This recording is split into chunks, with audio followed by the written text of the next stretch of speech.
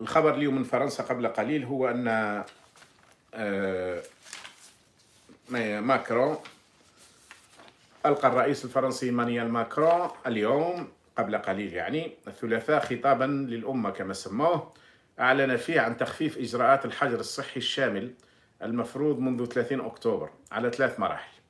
الأولى ابتداء من السبت هذا 28 نوفمبر رايحين المرحلة الأولى، وعلى الأرجح رايحين يفتحوا فيها أكثرية المحلات، والثانية تبدأ من 15 ديسمبر، والثالثة تبدأ بداية من العام 2021.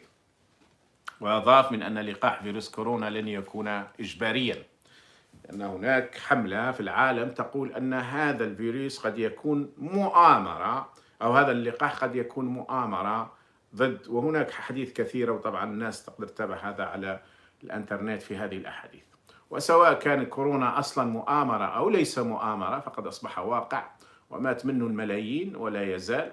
يعني أعتقد أنهم تحدثوا عن ما يزيد عن 3 ملايين الآن اللي توفوا في العالم من الكورونا. الولايات المتحدة وحدها عندها لا أعتقد كم تحدثوا، ربما على 2 مليون. الولايات المتحدة على كل حال الولايات المتحدة منها تجاوزت 260 ألف من الذين ماتوا بالكورونا، وعندها 12 مليون مصاب.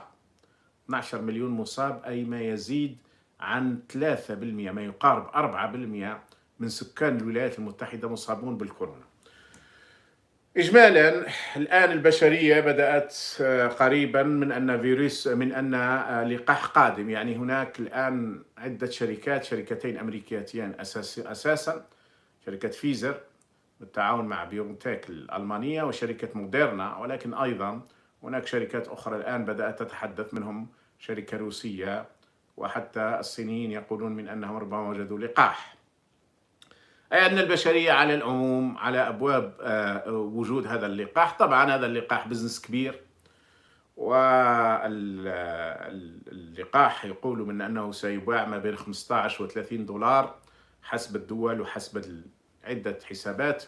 لكن إذا افترضنا أنه 20 دولار فقط للقاح، ف20 دولار مبلغ معتبر بالدراهم الجزائري يساوي 360 ألف سنتيم و3600 دينار يعني بسعر السوق. وعموما الدول الكبرى قالت من أن هذا اللقاح سيتوفر بدون مقابل. بريطانيا مثلا سيكون بدون مقابل مؤكدا، وأن الناس لن تدفع شيء. ولكن في بعض البلدان وربما بلداننا قد يدفعون الناس مالا للقاح. وإذا كانت فرنسا الآن تخفف من الحظر، فهذا معناه عموما أن الأوروبيين سيتجهون إلى تخفيف الحظر.